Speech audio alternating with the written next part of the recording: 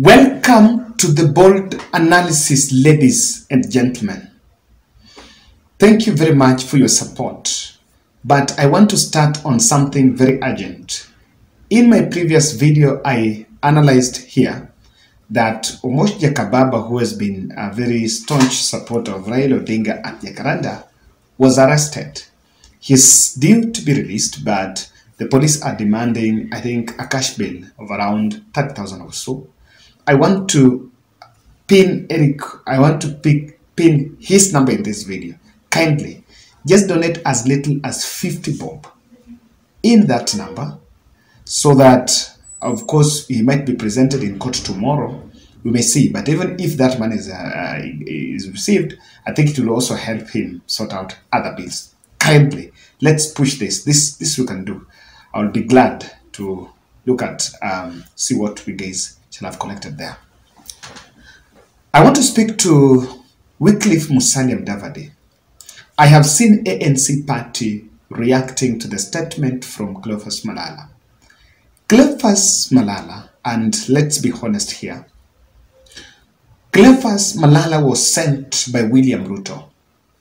And his statement, and what RUTO was telling the other CS, what RUTO was telling Mudavadi, Amason Kingi, Alfred Mutua, Moses Masika Wetangula, and other small leaders, party leaders, is that there is no way I am going to sit in cabinet with you while all of you are coming from different parties, that we are not going to be in the same cabinet if you guys are not going to fold your parties. And he was going direct, RUTO telling Mudavadi, and I want to pick the two, Mudavadi and Papa Waroma, that we want to renegotiate our engagement moving forward. Condition number one is fold that those were parties and join UDA.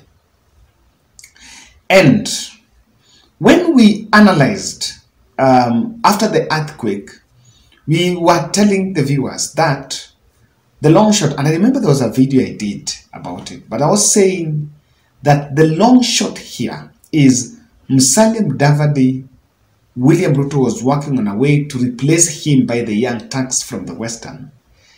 And he will not be at the top of the table again, or he will not be at his stake will not be at the table again.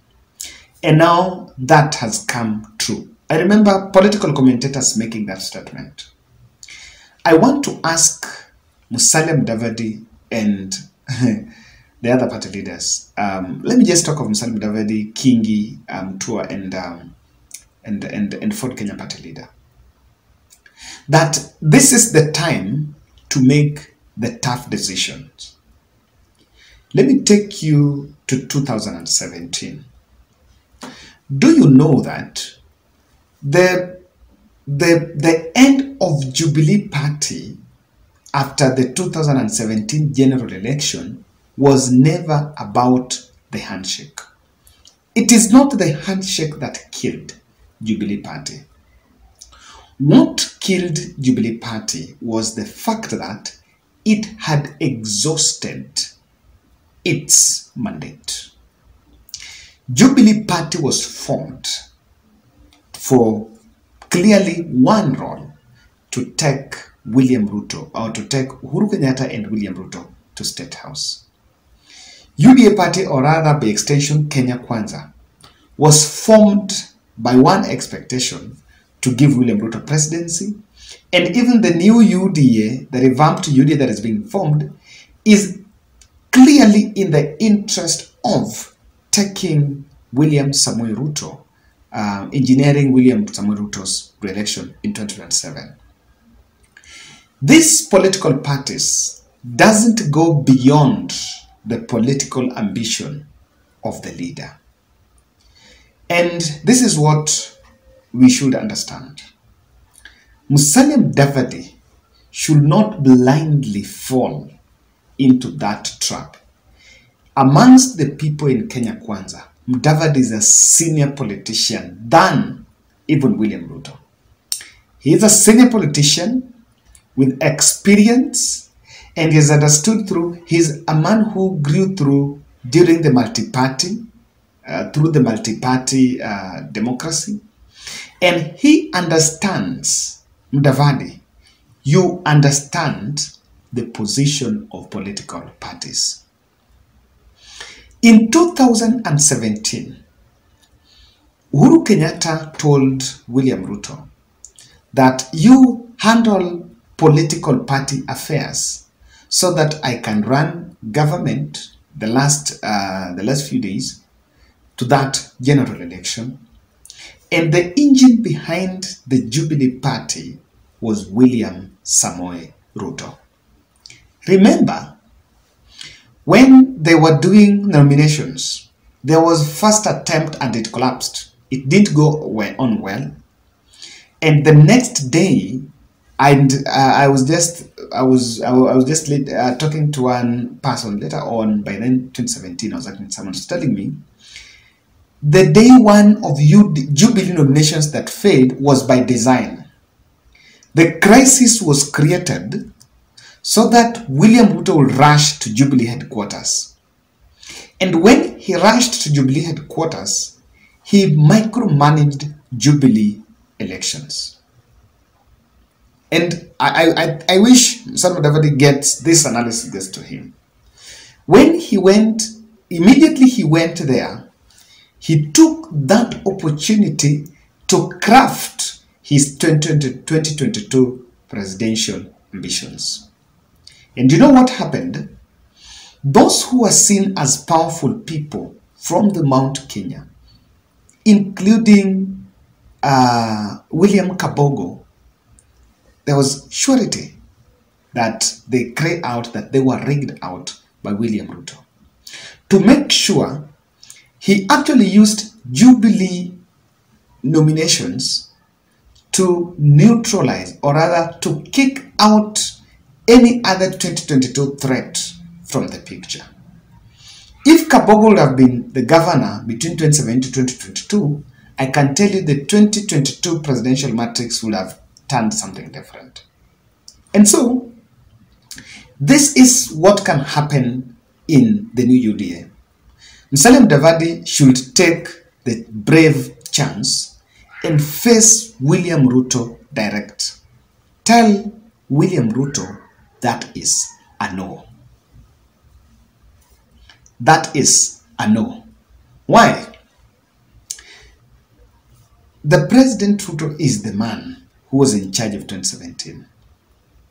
And as things stand now, the reason why I'm saying Musalia Mudavadi, and I've seen the party rejecting, their right to reject, is, do you remember Rigathi Gachagua saying that he is in charge of UDA party and Ruto is in charge of the country? Do you know that the new Secretary General, Cleophas Malala, has met Rigathi Gachagua first? That was his first meeting with the UDA portfolio after he was appointed. So, by all extension, there is something that you must say. On matters UDA party, you'll be left off guard.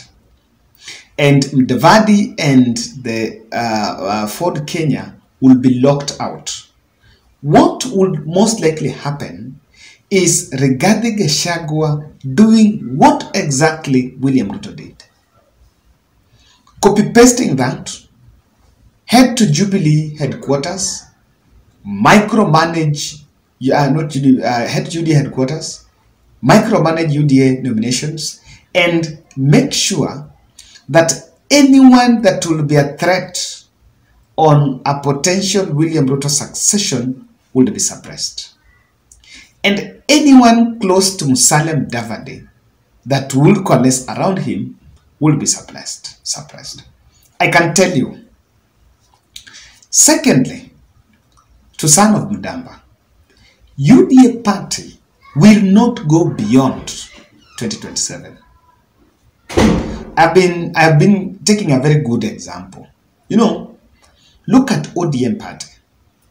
ODM party has succeeded, and it's the only party, you know, you give credit where it's due. It's the only party that has survived through the storm.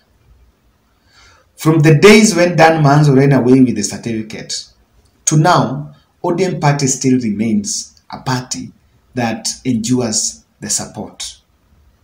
It is because the ambition of taking Raila Odinga to State House has never been achieved. If the moment Raila would get to State House, that will be the end of ODM party. Because now, it shall have achieved its mandate. Even in this 2022, Raila had to suppress ODM and give Azimio the mileage, visibility. So the moment he gave Azimio visibility and the needed mileage, what happened? ODM went down. So to son of Mudamba, I have always said that at the end of the day, the political discussion in this country, we should not blind our eyes that it will be pegged on issues, on track record. No, our politics will still remain regional for quite some time, as far as I can remember. And I hope that God gives me life so that I'll be here to remind us of some of these things we're talking about. The best way and the only fallback plan for you politically is that ANC.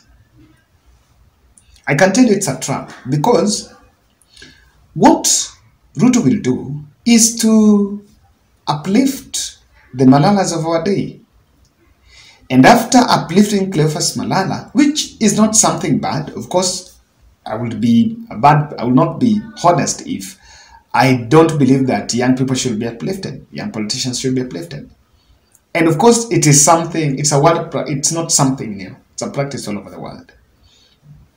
Take the UDA team from Western to coalesce around Malala. And that's what successfully is done.